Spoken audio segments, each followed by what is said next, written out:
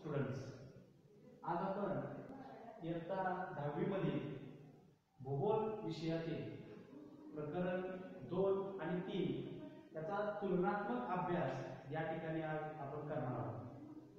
भूगोलाच्या पुस्तकातील प्रकरण 2 जे आहे ते स्थान आणि विस्तार आणि प्रकरण 3 जे आहे ते प्राकृतिक रचना व जल प्रणाली अशी 2 प्रकरणे. विद्यार्थी मित्रांनो, या दोन्ही प्रकरणांकडे वळायच्या अगोदर मी तुम्हाला भूगोलाच्या पुस्तकाची थोडक्यात ओळख करून देऊ इच्छितो. यावर्षी इयत्ता 10वी ला असणारं जे आपलं भूगोलाचं पुस्तक आहे, या पुस्तकामध्ये भारत आणि ब्राझील या 2 देशांचा तुलनात्मक अभ्यास, कंपॅरेटिव्ह स्टडी आपल्याला या ठिकाणी या पुस्तकामध्ये दिलेला आहे. मग या दोन्ही देशांची असणारी प्राकृतिक रचना जी आपल्याला दुसऱ्या तिसऱ्या धड्यांमध्ये पाहायला मिळते, त्याच्यानंतर हवामान असेल, ती वनस्पती असतील, ते चांगले उद्योगधंदे असतील, तिथे पर्यटन व्यवस्था असेल, अशा विविध घटकांचा विविध अँगलमधून भारत आणि ब्राझील या दोन्ही देशांचा तुलनात्मक अभ्यास आपल्याला त्या ठिकाणी दिलेला आहे. तुमच्याकडे जर आता समोर पुस्तक असेल भूगोलाचं, तर त्या पुस्तकामध्ये तुम्हाला दिसून पुस्तकाच्या फ्रंट पेजवरती जे मुखपृष्ठ आहे, त्या मुखपृष्ठावरती आणि मलपृष्ठ म्हणजे पाठीमागचं जे पान आहे, त्या दोन्ही पानांवरती तुम्हाला वेगवेगळ्या प्रकारची चित्र दिलेली दिसून येतील. वेगवेगळ्या प्राण्यांचे आहेत, वनस्पतींचे आहेत, वास्तूंचे आहेत, समुद्र किनाऱ्यांचे आहेत, वेगवेगळे चित्र तुम्हाला तिथे दिलेली आहेत. ही चित्र काय आहे तर ह्या दोन्ही देशांची असणारी जी नैसर्गिक आणि मानवनिर्मित जी वैशिष्ट्ये आहेत, कॅरेक्टरिस्टिक्स आहेत त्या दोन्ही देशांची, भारत आणि ब्राझील या दोन्ही देशांची जी वैशिष्ट्ये आहेत, ती वैशिष्ट्ये त्या चित्रांमधून तुम्हाला त्या ठिकाणी सांगितलेले आहेत. आणि धड्यांमध्ये आज पुस्तकामध्ये दिलेले जे धडे आहेत, प्रकरण आहेत, त्या प्रकरणांमध्ये त्या वैशिष्ट्यांचा उल्लेख आपल्याला वारंवार आलेला दिसेल. आज प्रकरणांची माहिती पाहत असताना मी तुम्हाला त्या चित्रांचा रेफरन्सही त्या ठिकाणी सांगितलं. आता दुसरा प्रश्न असा की भारत या आपल्या देशाबरोबर भारताचा भूगोल पाहत असताना शासनानं ब्राझीलचा भूगोल आपल्याला अभ्यासण्यासाठी का दिलेला असावा, असा प्रश्न सुद्धा काही जणांच्या पुढे पडला असेल. किंवा मलाही बऱ्याच जणांनी विचारले की भारताबरोबर ब्राझील हा देश का घेतलेला आहे तुलना करायला, त्याच्याऐवजी अमेरिका, जर्मनी, जपान, चीन इतर देश सुद्धा घेतले जाऊ शकतो. त्याचं कारण काय तर तुम्हाला विद्यार्थी मित्र दिसेल की आपल्या पुस्तकातल्या एक मुखपृष्ठ सोडून पाठीमागच्या पानावरती, आतल्या पहिल्या दुसऱ्या पानावरती तुम्हाला ह्या दोन्ही देशांचा अभ्यास करण्यापाठीमागचा शासनाचा उद्देश जो आहे तो तिथे तुम्हाला सांगितलेला आहे. त्यामध्ये असं सांगितलेलं आहे की भारत आणि ब्राझील या दोन्ही देशांचं जे जगाच्या नकाशामध्ये असणारं स्थान आहे, दोन्ही देशांचे जे स्थान आहे, ते जरी वेगवेगळ्या खंडांमध्ये वेगवेगळ्या गोलार्धांमध्ये असलं तरी या दोन्ही देशांमध्ये बऱ्याच बाबतींमध्ये समानता सुद्धा. म्हणजे जसं आपण जर विचार केला तर भारत आपला जो आहे तो उत्तर पूर्व गोलार्धामध्ये, आणि जर ब्राझीलचा विचार केला तर तो पश्चिम दक्षिण गोलार्धामध्ये. म्हणजे भारत आणि ब्राझील या दोन्ही देशांचे गोलार्ध जे आहेत ते वेगवेगळे आहेत. तुम्हाला नकाशाच्या सहाय्याने या ठिकाणी दाखवले. आपल्याला या ठिकाणी दिसेल जगाच्या नकाशामध्ये की ब्राझील जो आहे तो जगाच्या दक्षिण आणि पश्चिम दिशेला, म्हणजे दक्षिण गोलार्ध आणि पश्चिम गोलार्धामध्ये. आणि जर आपण भारताचा विचार केला या ठिकाणी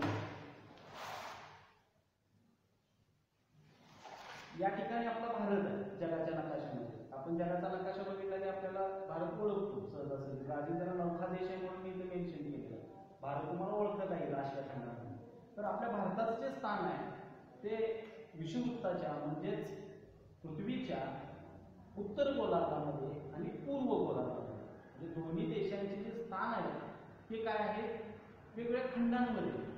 आणि वेगवेगळ्या खंडांमध्ये वेगवेगळ्या गोलार्धांमध्ये त्या दोन्ही देशांचं स्थान असल्यामुळे त्या दोन्ही देशांमध्ये असणारं हवामान असेल, तिथल्या वनस्पती असतील, तिथले प्राणी असतील, तिथले व्यवसाय असतील, लोकसंख्येची घनता असेल, त्या सर्व गोष्टींवर त्या दोन्ही देशांचं असणारं जे स्थान आहे त्या स्थानाचा त्या ठिकाणी परिणाम होतो.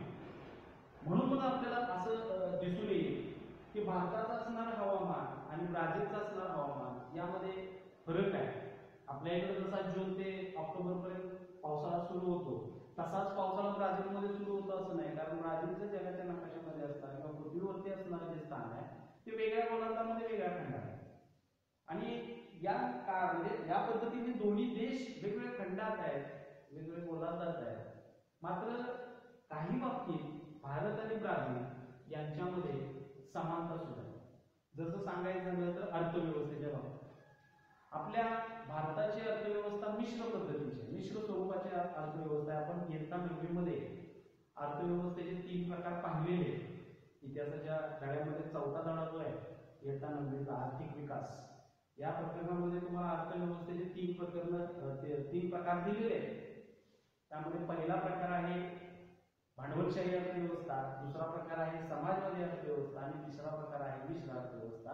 आणि आपल्या भारतानं मिश्र अर्थव्यवस्था स्वीकारली आहे. तशीच ब्राझील या देशामध्ये सुद्धा हा दक्षिण अमेरिका खंडामध्ये असणारा जो ब्राझील हा जो देश आहे या देशामध्ये सुद्धा मिश्र अर्थव्यवस्था आहे. म्हणजे अर्थव्यवस्थेच्या बाबतीत आपल्या इकडं त्या ठिकाणी समानता आहे. मग आपल्याला या इयत्ता 10वीच्या भूगोलाच्या पुस्तकामध्ये एकंदरीत काय करायचं आहे तर भारत आणि ब्राझील यांचं स्थान जरी वेगवेगळ्या खंडात वेगवेगळ्या गोलार्धात असलं तरी बऱ्याच बाबतींमध्ये समानता सुद्धा आहे. अशा त्या समानता कोणकोणत्या आहेत, साम्य कोणकोणतं आहे दोन्ही देशांमध्ये आणि त्याचबरोबर भेद कोणकोणते आहेत, म्हणजे त्या ठिकाणी कोणकोणत्या बाबतीत फरक आहे भारत आणि ब्राझील या दोन्ही देशांमधल्या भौगोलिक परिस्थितीत किंवा मानवनिर्मित परिस्थितीमध्ये, राजकीय परिस्थिती, आर्थिक परिस्थिती असेल त्या सर्व परिस्थितीमध्ये बदल कोणकोणते आहेत आणि समानता कोणकोणती आहे याचा एकंदर अभ्यास आपल्याला या वर्षीच्या इयत्ता 10वीच्या पुस्तकामध्ये त्या ठिकाणी करायचा आहे. आता थोडं मी पुस्तकाच्या बाहेरून पुस्तकाच्या ओळख सोडून आता थोडं मी आत येतोय कंटेंटमध्ये तुमच्या. आपल्याला पहिलं प्रकरण दिसेल क्षेत्र, हे पूर्ण प्रॅक्टिकल वर्क आहे. म्हणजे भूगोल हा विषय जसा सायन्स फॅकल्टीचा विषय आणि सायन्स म्हणल्यानंतर प्रॅक्टिकल हे आलेच. त्या पद्धतीनं भूगोल विषयामध्ये असणारा प्रॅक्टिकलचा एक भाग म्हणजे क्षेत्र भेट आहे, फील्ड व्हिजिट. एखाद्या फील्डला आपण भेट देणं आणि त्या फील्डची परिपूर्ण माहिती आपल्या उद्देशानुसार माहिती कलेक्ट करणं अशा पद्धतीचा तो धडा आहे. आणि परीक्षेच्या दृष्टिकोनातून जर पाहायला गेलं इंटरेस्टिंग धडा आहे. त्याच्यासाठी 4 दिन आधी तुम्ही आता घरी आहात लॉकडाऊनच्या काळामध्ये आणि भविष्यात मी तुम्हाला ज्या वेळेला त्या धड्याची सुरुवात करेन त्यावेळेला तुम्हाला काही मार्गदर्शक सूचना सांगेन. नेमकं त्या पहिल्या धड्यावरती आपल्याला काय कृती करायची आहे, प्रॅक्टिकल काय कोणतं करायचं आहे ते तुम्हाला मी सांगेन.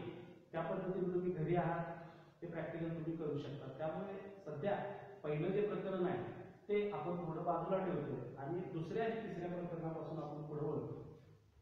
आता भारत आणि ब्राझील या दोन्ही देशांचा असणारं स्थान आणि विस्तार हे आपल्याला दुसऱ्या प्रकरणामध्ये सांगितले. म्हणजे भारत कोणत्या खंडामध्ये आहे, ब्राझील कोणत्या खंडामध्ये आहे, ते दोन्हीचे गोलार्ध कोणकोणते आहेत, अक्षवृत्त रेखावृत्त कोणकोणते आहेत, या स्थान विस्ताराविषयी माहिती. त्याचबरोबर दोन्ही देशांच्या शेजारी कोणकोणते देश आहेत, कोणकोणते जलाशय आहेत, म्हणजे कोणकोणते महासागर आहेत, समुद्र आहेत, याचा उहापोह या पहिल्या प्रकरणामध्ये त्या ठिकाणी केला, दुसऱ्या प्रकरणामध्ये केलेला आहे स्थान व विस्तार. आणि जे प्रकरण तिसरं आहे या प्रकरण तिसऱ्यामध्ये या दोन्ही देशांमध्ये असणारी जी प्राकृतिक रचना आहे दोन्ही देशांमध्ये, म्हणजे दोन्ही देशांमध्ये असणारे जे निसर्ग निर्मित घटक आहेत, प्रमुख जे नैसर्गिक वैशिष्ट्य आहेत या दोन्ही देशांमध्ये, म्हणजे आता ती प्राकृतिक रचना याचा अर्थ काय म्हणायचा किंवा नैसर्गिक वैशिष्ट्ये कोणती म्हणायची निसर्ग निर्मित, तर पर्वत असतील, पठार असतील, मैदान असतील, बेट असतील, किनारपट्टीचा भाग असेल, यांना या ठिकाणी प्राकृतिक रचना किंवा नैसर्गिक घटक, निसर्ग निर्मित घटक किंवा निसर्ग निर्मित वैशिष्ट्ये एखाद्या प्रदेशाची असं आपण म्हणू शकतो. तसं आपल्याला काय करायचं आहे या तिसऱ्या प्रकरणामध्ये दोन्ही देशांची नैसर्गिक रचना कोणत्या पद्धतीची आहे, कशी आहे, तर पर्वत कसे आहेत का नाही, आहेत तर कसे आहेत, पठार आहेत का नाही, आहेत तर कसे आहेत, किंवा बेट, किनारपट्टी या बाबी कशा आहेत याची माहिती आपल्याला या तिसऱ्या प्रकरणामध्ये इथं पाहिजे. त्याचप्रमाणे पद्धतीनं या तिसऱ्या प्रकरणामध्ये आणखी एक पार्ट आहे. ऍक्च्युअली प्रकरण 3 चे 2 भाग आहेत. एका भागामध्ये दोन्ही देशांची प्राकृतिक रचना तुम्हाला सांगितलेली आहे आणि दुसऱ्या भागामध्ये या दोन्ही देशांमध्ये असणाऱ्या ज्या जलप्रणाली आहेत, म्हणजे तिथं असणाऱ्या नद्या, प्रमुख नद्या, त्या नद्यांची माहिती आपल्याला सांगितलेली आहे दोन्ही देश. असं हे तिसरं प्रकरण आहे म्हणायचं. ठीक आहे. तर आज आपण काय करणार आहे की प्रकरण 2 हे सुरुवातीला घेऊन त्या दोन्ही देशांचं असणारं स्थान आणि विस्तार याची माहिती या ठिकाणी आपण पाहणार आणि हे काम तुम्हालाच करायचं आहे. आता या लॉकडाऊनच्या काळामध्ये परवा मी एक व्हिडिओ क्लिप टाकली होती. त्याच्यातील सूचनेनुसार वर्गामध्ये ज्या पद्धतीने आपल्यामधलं कम्युनिकेशन असायचं त्या पद्धतीचं कम्युनिकेशन करण्यावरती मर्यादा येणार, म्हणून तुमची जबाबदारी वाढलेली आहे. तर इथं तसंच त्या पद्धतीनंच प्रकरण 2 जे आहे या प्रकरण 2 च्या संदर्भात आपल्याला कोणतं काम करायचं आहे आणि कोणत्या गोष्टी आपल्याला जाणून घ्यायच्या आहेत पुढच्या इयत्तासाठी किंवा आपल्याला लक्षात ठेवून कोणत्या गरजेच्या आहेत त्या महत्त्वाच्या बाबी, त्या मी तुम्हाला इथं फळ्यावरती देईन आणि त्या पद्धतीने तुम्ही ते वहीमध्ये काम करा आणि रिप्लाय जे आहे ते मला करा. त्याचबरोबर कळवा. त्यासाठी प्रकरण 2 याचा असणारी माहिती आपण पाहणार. पुस्तकं जर तुमच्या समोर असतील तर पुस्तकं तुम्ही बाहेर काढायला हरकत नाही आणि त्या पुस्तकांमध्ये प्रकरण 2 हा जो धडा आहे तो तुम्ही बाहेर काढा. भारत व ब्राझील या दोन्ही देशांचे स्थान आणि विस्तार याविषयी आपण माहिती पाहणार. आता त्यासाठी दोन्ही देशांचं आपल्याला काय करायचं या धड्यामध्ये टोटल जवळजवळ 99% म्हणूया आपण 9% जास्तीत जास्त ह्या पुस्तकातला कंटेंट जो आहे किंवा जी माहिती आपल्याला दिलेली आहे ती माहिती तुलनात्मक अभ्यासाच्या स्वरूपात आहे. म्हणजे ऍट अ टाइम आपण काय करू शकतो, दोन्ही देशांची माहिती सायमल्टेनियसली आपण पाहत पुढे जाऊ शकतो. म्हणजे लक्षात ठेवायला सुद्धा आपल्याला त्याची मदत होणार. म्हणून तक्त्याच्या साहाय्याने आपण काय करू शकतो किंवा तुम्ही तुमच्या इमॅजिनेशन किंवा तुमच्या ह्याच्याप्रमाणे तुम्ही त्याचे फ्री डायग्राम सुद्धा काढू शकता, संकल्पना चित्र सुद्धा काढू शकता. लेखनासाठी म्हणून मी काय करतोय तर एक तक्ता देतोय आणि त्या तक्त्याच्या साहाय्याने आपल्याला प्रकरण 2 मध्ये भारत आणि ब्राझील यांच्या स्थान विस्ताराच्या संदर्भातल्या ज्या बाबी आहेत, महत्त्वाच्या ज्या गोष्टी आहेत ते आपल्याला काय करायचे आहेत, आपल्याला पुस्तकामध्ये पाहून वहीमध्ये लिहून घ्यायचे. त्याचबरोबर आपल्या नकाशामध्ये सुद्धा दर्शवायचे. दुसरा एक भाग विद्यार्थी मित्र पुढे जायच्या अगोदर तुम्हाला सांगायचं विसरून गेला की जेवढं तुम्ही नकाशावरती जास्त कॉन्सन्ट्रेट करशील भूगोल अभ्यासत असताना, भूगोल शिकत असताना, जर तुम्हाला नकाशाचा परिपूर्ण अभ्यास असेल, नकाशाचं निरीक्षण वाचन तुम्हाला जर छान जमत असेल तर तुम्ही भूगोल जे आहे ते लवकर ग्रास्प करू शकता, लवकर समजून घेऊ शकता. मग जो भाग आपण वहीमध्ये पाहणार आहे किंवा पुस्तक वहीमध्ये घेणार आहे, तुम्ही लिहिणार आहे, प्रश्नोत्तराच्या स्वरूपात असेल, नोट्सच्या स्वरूपात असेल किंवा तक्त्यांच्या स्वरूपात असेल, जो भाग तुम्ही लिहिणार आहे तो भाग आपल्याला नकाशामध्ये कुठे दिसतोय किंवा दर्शवता येतो का यासाठी प्रयत्न करणं गरजेचं आहे. मी तुम्हाला सांगत जाईल की कोणकोणत्या बाबी आपल्याला नकाशामध्ये म्हणजे तुम्हाला अंडरस्टँड होण्यास मदत होणार. त्यामुळे नकाशाचं निरीक्षण करणं गरजेचं आहे. तर भारत स्थान व विस्तार याच्या संदर्भात एक नमुना स्वरूपात मी इथं तक्ता देतोय आणि याच्या व्यतिरिक्तही या धड्याविषयीचं काम मी तुम्हाला देईन ते तुम्ही पुढे करशील. तो तक्ता लिहून घ्यायला काय हरकत नाही. तुमच्याकडे पुस्तक असतील तर पुस्तकं समोर घ्या आणि पुस्तकं पाहून त्या तक्त्याचं स्वरूप सुद्धा तुमच्या लक्षात येईल. प्रकरण 2 भारत व ब्राझील यांचा स्थान विस्तार. आता यासाठी काय करायचं पहा, आपण फरकाचे मुद्दे काढणार. कोणकोणत्या बाबतीत आपल्याला काय करायचं आहे यांचा अभ्यास करायचा आहे त्या दोन्ही देशांचा, त्याचे मुद्दे काढणार. कोणकोणत्या बाबतीचा अभ्यास करायचा आहे त्यांचे. तसा आपण हा समजा तक्ता आणला आणि याच्यामध्ये भारत आणि इथं आपण ब्राझील अशा दोन्ही देशांची नावं टाकली आणि इथं आपण काय घेतले, फरकाचे मुद्दे घेतले. इथं आपण केलं देश, दोन्ही देशांची माहिती आणि इथं मुद्दे. तर यामध्ये आपण काय करू शकतो, पहिला मुद्दा घेतला खंड. तर विद्यार्थी मित्र हे दोन्ही देश कुठल्या खंडामध्ये आहेत हे काय करायचं आपल्याला इथं मेन्शन करायचं. जसं मी समजा उदाहरणात केलं भारत आपला आशिया खंडामध्ये आहे,